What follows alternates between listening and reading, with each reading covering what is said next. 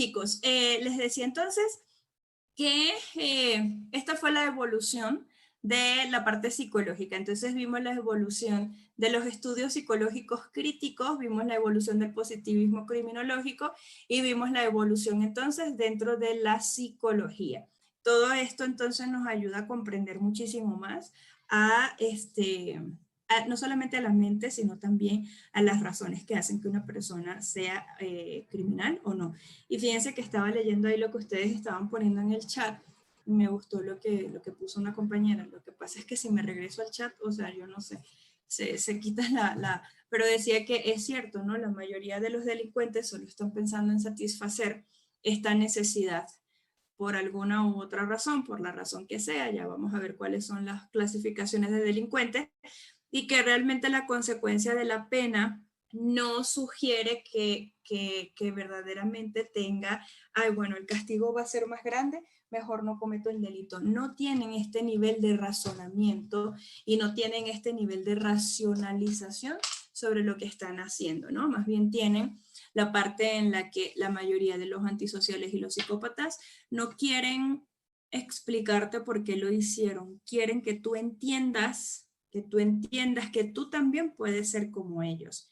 Y esto es una de las grandes diferencias entre los trastornos de personalidad, la personalidad psicopática y los otros trastornos asociados al comportamiento delictivo.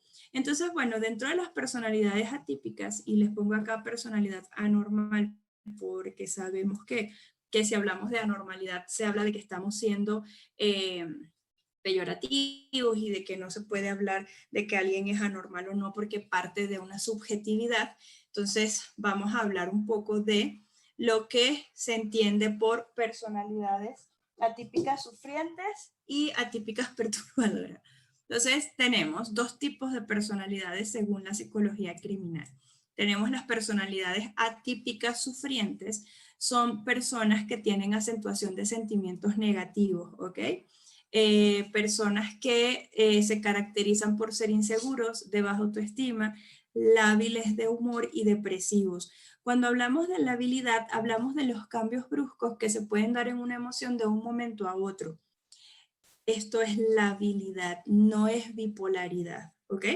Entonces, una persona que de repente a las 7:15 esté tranquilo, disfrutando de su clase y venga a las 7:40 de repente enojado porque pues no le alcanzó para comer el pan o se le fue el wifi y se frustró, no quiere decir verdaderamente que sea bipolar, ¿no? Porque estamos acostumbrados a decir, ay, es que eres muy bipolar. No, esto se llama labilidad.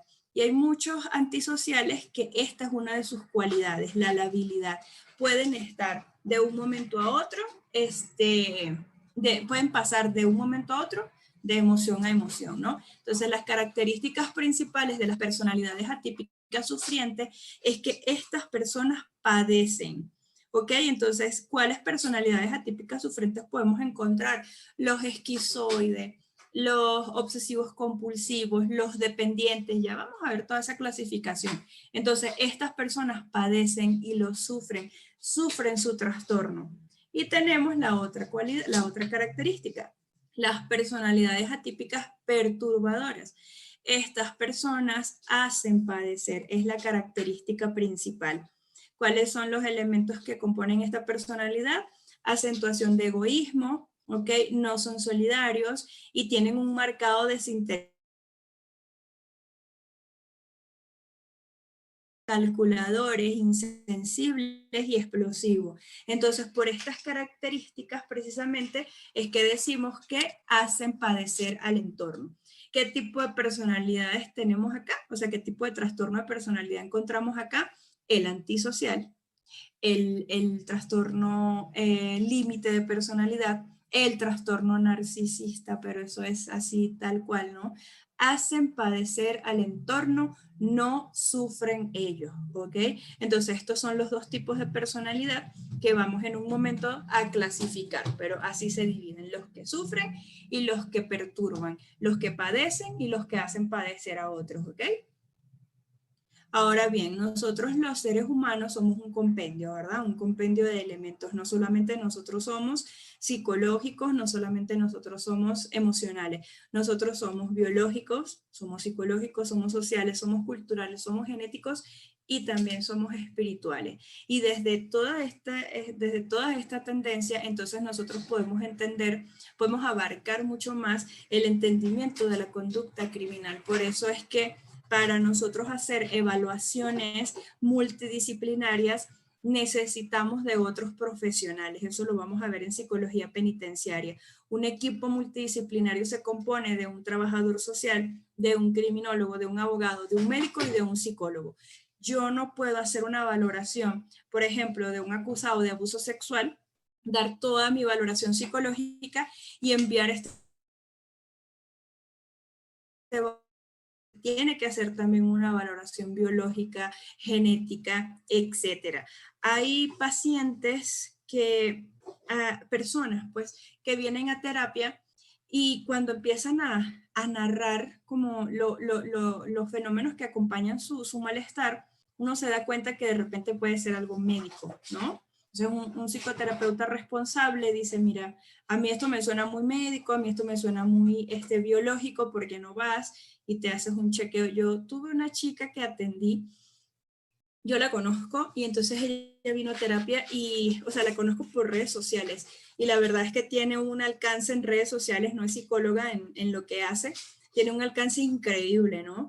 Y ella vino a sesión porque estaba teniendo episodios de lo que supuestamente era un trastorno bipolar. Entonces ella tiene 41 años, yo decía, pero ¿cómo alguien se despierta de un día para otro y es bipolar? Esto no tiene sentido. Pero ella ya había ido a una valoración psiquiátrica y de hecho ya estaba tomando medicina, pero aún así no dejaba de tener cambios de humor, alteraciones. Entonces yo dije, no. Entonces empecé a hacerle preguntas y resulta que tiene dificultad, tiene problemas en la tiroides, ¿no? Entonces la tiroides generaba muchos cambios de humor. Por supuesto, nunca se había tratado, nunca había ido a esta parte nunca había visto esta parte de su cuerpo. Ella es delgada, entonces no sé por qué la mayoría de las personas, ¿no?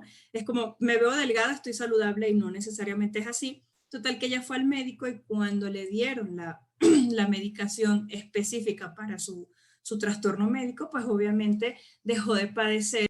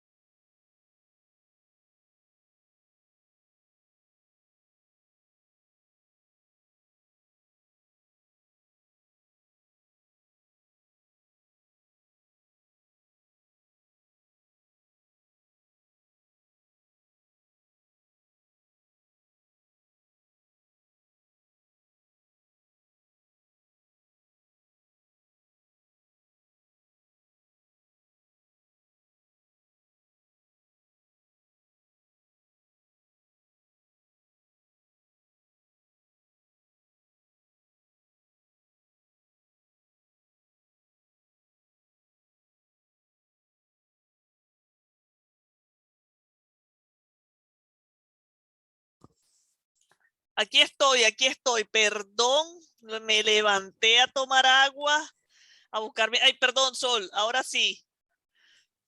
Me Ya. descuidé un segundo y veo que no hay audio, perdón, disculpen. Sí, no, es que lo apagué porque tengo mucha tos y entonces me dio pena y lo silencié y resulta que me quedé silenciada. Ya. Entonces, bueno, regreso. Gracias, Duri. Entonces, esta persona pues tuvo su valoración médica y obviamente ya no necesitó regresar a terapia porque su problema no era emocional. Entonces a lo que me refiero es no solamente somos un compendio de emociones, no todo lo que nos pasa es porque tenemos un trastorno psicológico o no todo lo que nos pasa es porque tenemos un trastorno médico. Somos un compendio de situaciones, ¿no? Y de elementos. ¿Qué entendemos nosotros, verdad, sobre esto para poder clasificar una personalidad normal o anormal? ¿Por qué se los digo? Porque hay libros de psicología criminal donde todavía se expresan con este lenguaje, con lenguaje de normalidad y de anormalidad. Entonces, claro, es choqueante para algunas personas porque por lo general la sociedad ha hecho una valoración subjetiva de lo que es normal y de lo que es anormal. Entonces hay padres que dicen, es que mi hijo se quiere hacer un tatuaje y yo no quiero tener anormales en mi casa, ¿no? O hay personas que dicen, lo que pasa es que es una chica que tiene perforaciones y por eso no le podemos dar trabajo. Entonces, bueno, para no irnos a subjetividades, debemos estudiar la normalidad como de 5 formas. Primero que nada, entender la normalidad como salud mental, la normalidad como salud general, la normalidad como utopía, que ya tiene que ver un poquito más con la filosofía, la normalidad como promedio y la normalidad como proceso, ¿no? Entonces, ¿cómo podemos empezar nosotros a hacer una valoración personal de lo que creemos normal y anormal? Pues bueno, nos vamos a ver, vamos a estudiar estos elementos que salen acá, ¿no? La enuresis. La enuresis es cuando un niño que ha controlado el hacer pipí, se empieza a hacer pipí de repente, ¿no? Entonces, después de controlar el esfínter, empieza a no tener el control. O sea, hay muchas personas que dicen, no es normal que mi hijo se esté haciendo pipí, pero si tiene 3 años, todavía todavía está dentro de lo normal, ¿no? El sexo adolescente. Estos son fenómenos sociales, psicológicos, en general. El sexo adolescente. Hay sociedades donde está todavía muy etiquetado cuando se habla de relaciones sexuales a los 16, a los 17, a los 15, y hay sociedades en donde a los 12, 11 años te están hablando de educación sexual y te están diciendo cómo se pone un condón, ¿no? Entonces, esto tiene que ver con valoraciones subjetivas. El sexo adolescente es totalmente una valoración subjetiva. Nosotros no podemos decir que es anormal o normal. ¿Por qué? Porque es subjetivo. Yo, que bueno, ya les chismeé que no tengo hijos, pero la verdad es que ahorita la mayoría de mis pacientes son adolescentes y a mí me encanta trabajar con adolescentes. Yo no estoy de acuerdo, y esto es una valoración muy personal, con que a tan temprana edad se tenga novio, ¿no? A los 12, 13, 14, novio o novia, ¿ok? De ninguno de los dos. No estoy de acuerdo porque me parece que todavía no hay como una madurez suficiente, ¿no? Sin embargo, hay muchos padres que dicen, no, bueno, pues es la edad del amor bonito, yo no tengo problemas, ¿no? Entonces, pues esto depende de cada quien. Allí sí es subjetivo el concepto. Esto de hablar con Dios, ¿no? Hay personas que si de repente me dicen, lo que pasa es que yo hablé con Dios para venir a terapia y Dios me dijo que tenía que venir a terapia. Yo puedo decir como alerta, alerta, alerta de alucinación auditiva, pero yo me voy a la vida de la persona. Entonces, si yo estoy hablando con una persona muy religiosa, le digo, pero ¿qué incluye hablar con Dios? No, bueno, lo que pasa es que los cristianos, así decimos, a este acto de reflexionar, pues la reflexión es como hablar con Dios. Ok, fíjense que no es una alucinación, entonces yo no puedo puntuar eso como una anormalidad dentro de la salud mental. Ahora, si la persona dice, sí, Dios se me presenta todas las noches y Él me dice qué es lo que tengo que hacer, entonces digo, ok, ya va, esto es como un medio contenido delirante.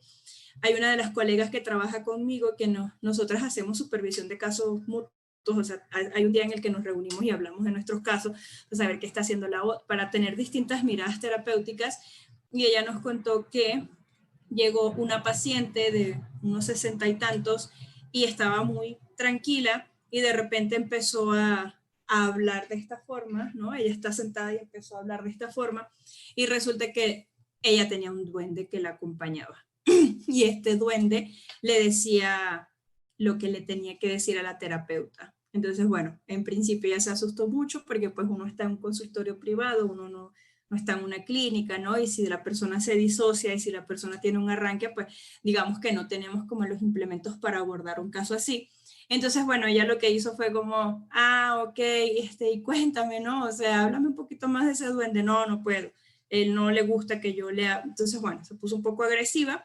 Entonces, bueno, ya esto no es subjetivo. Aquí ya hay una anormalidad dentro de la salud mental. Estamos hablando de una alucinación, en este caso visual y auditiva, y a partir de las alucinaciones, pues hablamos de diferentes tipos de trastornos psiquiátricos. Entonces, fíjense que ya esto no es subjetivo, esto es totalmente objetivo. Tomar licor o no tomar en una fiesta, y ay, pues eres un aburrido, ser tóxico o tóxica. Yo veo algunos perfiles de Instagram, ¿no? Y veo muchas cuentas así donde las chicas se dicen a sí mismas tóxicas, ¿no? Hay una que el otro día leí y decía, no soy tóxica, soy intuitiva. Y yo, bendito sea mi Señor Dios, Jehová de los ejércitos, ¿verdad? ¿Cómo tú mismo te vas a exponer a esto, no? Pero para ella es normal. Entonces, hay muchos chistes actuales en donde sí, soy la tóxica y qué. Entonces, esto de ser tóxico o tóxica también ya está como pasando a una valoración muy subjetiva. O los hombres se refieren a sus novias a veces, ¿no? Ella es toxiquita, pero yo la quiero. Ay, sí, yo soy súper tóxica, pero yo lo adoro. Y yo así de, ¿saben qué? Déjenme con mi gato, ¿eh? Mi gato no es tóxico.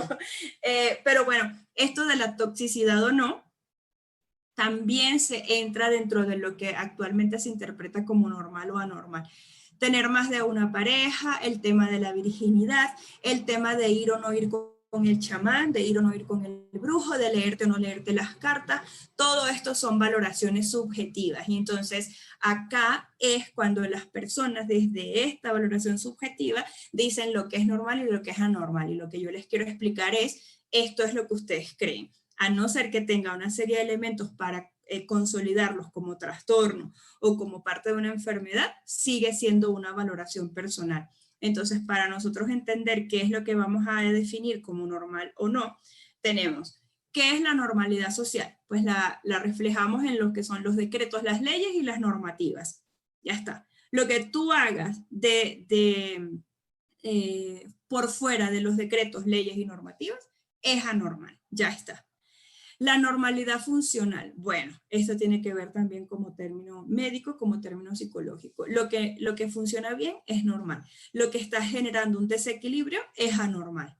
Lo que está generando conductas desadaptativas es anormal. La normalidad como salud, pues bueno, cuando hay ausencia de signos o de síntomas, cuando nos sentimos bien, cuando no tenemos ningún malestar, ¿no? Eso es saludable, estoy saludable, no tengo ninguna anormalidad a nivel de salud. La normalidad como promedio estadístico, lo que haga el 66% de una sociedad, dice Schneider, es normal. ¿Por qué? Porque es lo que aparece con mayor frecuencia. La normalidad utópica parte del concepto psicológico dinámico según el cual la normalidad supone un equilibrio armónico entre los diferentes elementos del aparato psíquico. Fíjense, el yo, el super yo y el ello, ¿ok?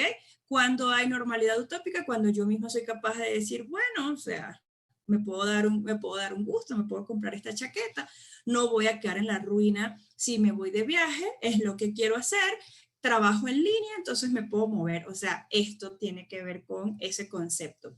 Y la normalidad subjetiva, que es una valoración del propio individuo sobre su salud psíquica sin tomar en cuenta el criterio del psiquiatra o del psicoterapeuta, ¿no?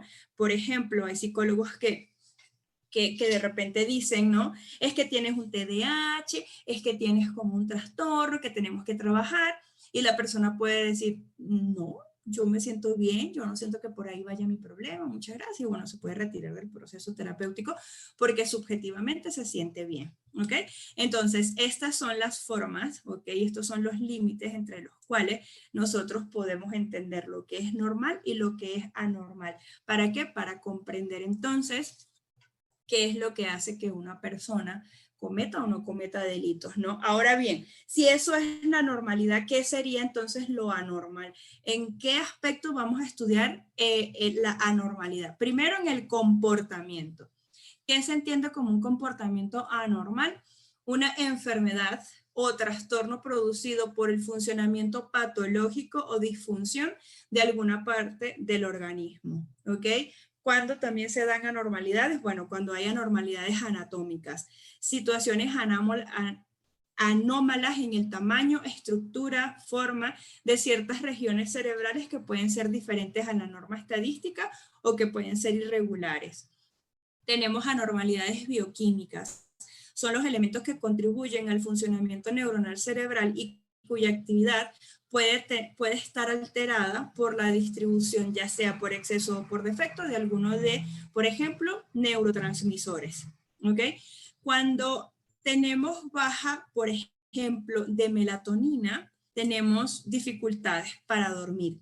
Entonces, si una persona llega a terapia diciéndonos, es que tengo mucho insomnio, nosotros tenemos que, bueno, después de evaluar como grosso modo qué es lo que la persona lo tiene ansioso, porque por lo general el insomnio está asociado con la ansiedad, pues sería bueno realizar un examen bioquímico, ¿ok? Para saber si entonces esta persona no está produciendo melatonina. Ninguna terapia le va a hacer efecto si es que esta persona, su cuerpo no está produciendo esta hormona, ¿no? Tenemos problemas cuando la serotonina está baja. Cuando la serotonina está baja hay depresión. Por eso entonces se envían medicamentos psiquiátricos. ¿Para qué? Para regular el funcionamiento de la serotonina. O podemos tener alta en la dopamina. ¿Qué pasa cuando la dopamina está alta? Pues la persona tiene exceso de manía, ¿no? Cuando activamos la dopamina, cuando hacemos cosas que nos gustan o cuando hacemos cosas disfuncionales, como por ejemplo, bueno, hacen, como por ejemplo consumir drogas, ¿no? El consumo de drogas genera que la dopamina se aumente y por eso la persona se hace adicta. Entonces, por eso también a las personas adictas, o por eso también son sometidos a tratamientos farmacológicos. ¿Por qué? Porque la persona ya está acostumbrada a estas subidas repentinas de dopamina y el cuerpo te lo empieza a reclamar. El cuerpo dice, dame la dosis porque ya esto corre por mi sangre. Es la gente que no puede estar sin tomar café, ¿no? Las personas que dicen es que necesito mi café o los que fuman cigarrillo, ¿no? Estos necesitan esa dosis de dopamina. O bueno, también puede darse el caso de afectaciones en el área de la testosterona. Y la última parte donde nosotros podemos evaluar la anormalidad es en los traumas. ¿Qué son los traumas? Son situaciones de la vida experimentadas con exceso de miedo ocasionados por algún agente exterior. No es normal tener un trauma, ¿ok? No es normal. No es normal crecer diciendo, ay, bueno, lo que pasa es que yo tuve un trauma y ya está. No, no es normal. Los traumas generan situaciones emocionales que alteran la vida de la persona y a partir de estas alteraciones pues se ve afectada su conducta. Entonces, estos son los 4 elementos sobre los cuales nosotros vamos a entender la conducta anormal, ¿ok? Ahora, ¿qué tomamos en cuenta nosotros para decir que psicológicamente una persona es normal, entre comillas? Bueno, cuando es capaz de percibir la realidad con exactitud, cuando posea una conducta esperada en situaciones específicas, ¿ok? Trabajo, estudios, fiestas.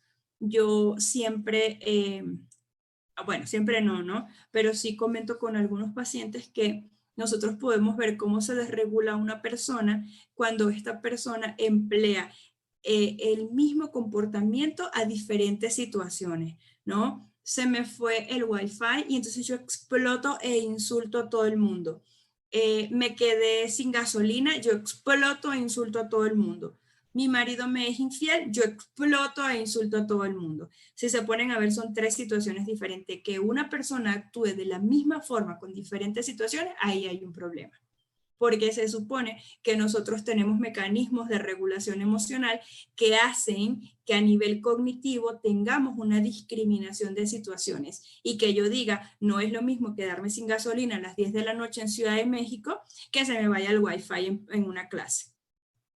No es igual. Entonces, cuando yo empleo el mismo nivel de emocionalidad, pues entonces allí hay una desregulación y esta desregulación nos habla, ahí no hay mucha normalidad, ¿ok? Cuando una persona pueda ser productivo en la sociedad, cuando se realizan de forma adecuada las tareas cotidianas, de forma adecuada, cuando su estado de ánimo es congruente con las situaciones que le toca enfrentar. Por ejemplo, si yo peleé con mi esposo porque él dice que yo soy una floja y tengo 2 hijos chiquitos, y él me dice que soy una floja, que no hace nada, pues es obvio que me ponga triste. Esto es un caso, ¿no? El otro día me contó una chica. Es lógico que me sienta triste. Si tengo 2 hijos chiquitos, uno de 2 añitos y medio y el otro de 1 año, y todavía estoy amamantando al otro, y todavía trabajo, y soy medio funcional en la casa, y tengo que limpiar, y todavía tengo que cumplir como esposa, y viene mi esposo y dice, ay, mira, ¿no? Yo a partir de ahora voy a empezar a tener tu trabajo, a ver si sabes cómo se hace. Estos tipos de mini abusos emocionales, ¿no? Por allí. Entonces, bueno, es lógico que esta persona esté triste y es lógico que cuando te lo comente llore o solloce un poco, ¿no? Entonces, o cuando nosotros tenemos alguna buena noticia y me alegro, ¿no? Y me alegro y lo celebro y lo publico y bueno, esto también es congruente con la situación. Allí hablamos de normalidad psicológica. Cuando puede satisfacer sus deseos corporales sin sentimientos de venganza, culpas y sin lastimar a otros, ¿ok? Entonces estos son como algunos clips para que ustedes vean cuándo psicológica y emocionalmente podemos considerar una persona como normal.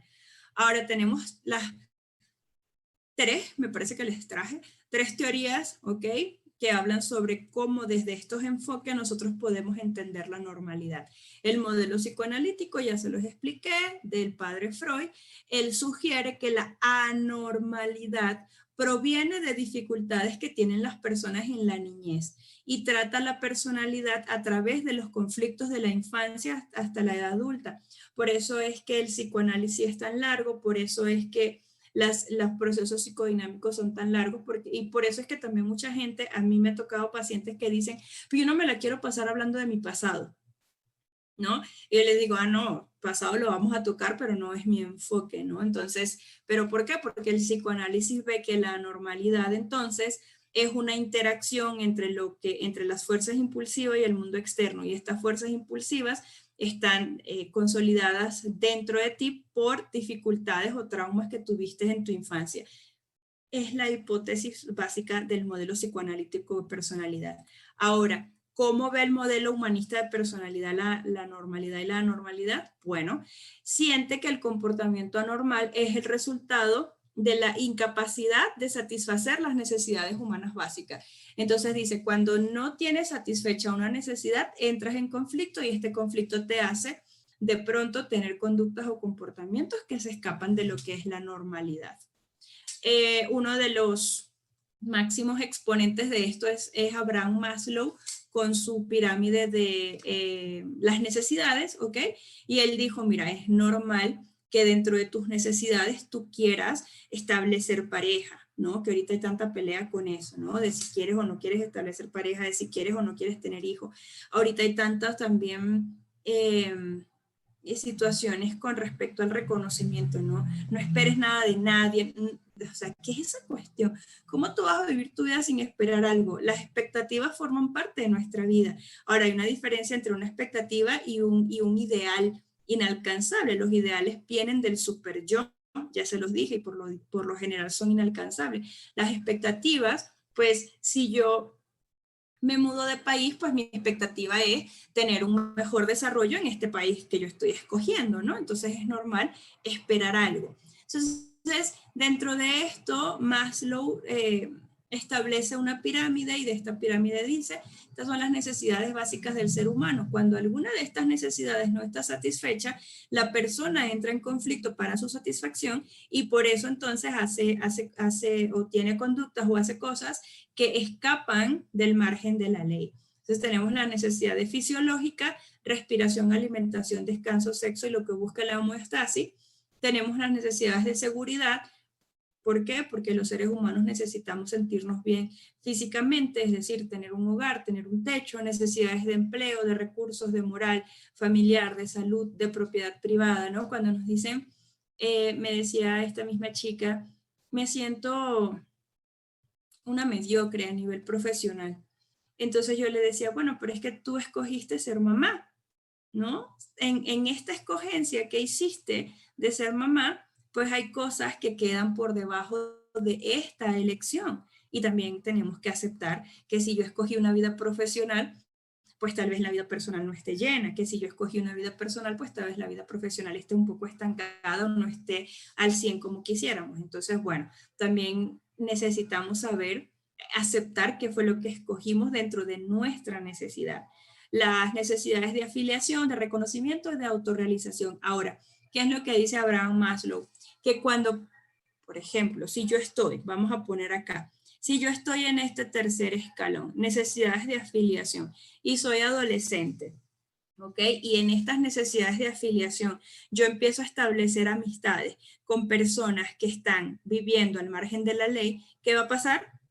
Que yo voy a empezar a tener conductas al margen de la ley, ¿no? Entonces acá es donde nosotros estudiamos si el delincuente se hizo delincuente por asociación a pares transgresores. Así es como se llama, así es como lo hacemos en los informes.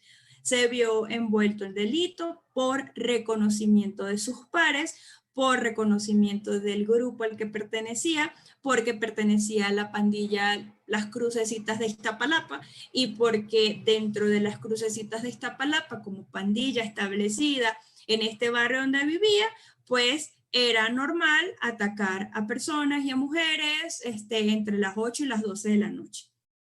Esto es un fenómeno social y lo podemos ver desde esta pirámide así, supuestamente tan sencillita, ¿no? Las necesidades de reconocimiento. ¿Por qué un líder por qué un preso común se hace líder carcelario? No solamente porque puede portar abiertamente un arma de fuego en plena cárcel, se hace líder carcelario porque empieza a tener reconocimiento, porque los otros presos lo empiezan a respetar. Y entonces, si yo soy líder 1, yo voy a querer ser líder 3. Y para ser líder 3, yo tengo que matar a 20 reos más. Entonces, yo lo voy a hacer porque mi interés es obtener este reconocimiento. O porque renunciamos nosotros a empresas donde uno dice, es que ya siento que no estoy creciendo. Este es un discurso, bueno, ese fue mi discurso. Yo trabajaba aquí en una empresa privada y yo dije, no, esto no es lo mío. Yo nunca había trabajado en empresas, no soy psicóloga empresarial, pero empecé a trabajar aquí en México en una empresa, estuve año y medio y al medio dije, no, ya no puedo, esto no es lo mío, no crezco económicamente, no crezco profesionalmente, cada día siento que me muero un poquito y pues así bien dramática, ¿verdad? Y sí sentía, la verdad, sentía que, yo digo, bueno, pues esto me regreso a Venezuela. Entonces, bueno, dije, no, ya va, voy a reestructurar mis metas, ¿no? Entonces, ¿y esto por qué se dio? Porque yo no estaba teniendo reconocimiento en donde estaba trabajando en ese momento, ¿no? Entonces, fíjense que funciona tanto para ustedes, para nosotros que no hemos cometido delitos, como para el que comete delitos. Entonces, me encanta el modelo humanista de personalidad, visto desde los dos ámbitos, desde el modelo normal y desde el modelo anormal, porque lo mismo que hace que nosotros queramos crecer es lo mismo que hace que el delincuente quiera crecer.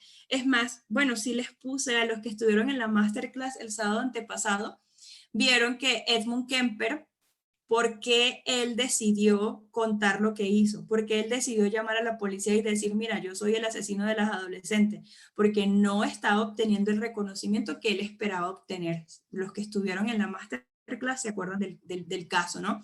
Él sintonizó la radio a ver qué decían del monstruo de las adolescentes y resulta que en ese momento no hubo ninguna noticia del monstruo de las adolescentes. Se enojó tanto que llamó y dijo, ¿cómo es posible que no estén hablando del monstruo de las adolescentes que soy yo? Él necesitaba ese reconocimiento.